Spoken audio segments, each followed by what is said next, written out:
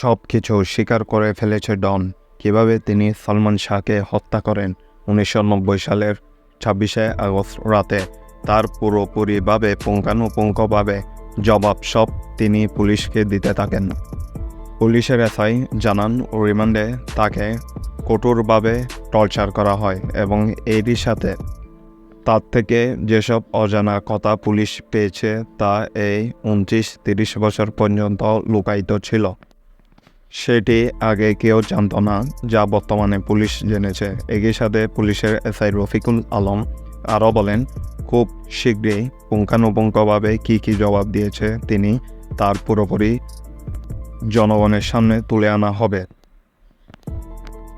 একই সাথে দায়রা জজ হাইকোর্টে তার বিচার কার্যক্রম শুরু হয়েছে বলে জানান পুলিশের এসআই রফিকুল আলম। প্রিয় দর্শক, আপনাদের কি মতামত? তার কি শাস্তি হওয়া উচিত? অবশ্যই কমেন্টে জানাবেন। ধন্যবাদ।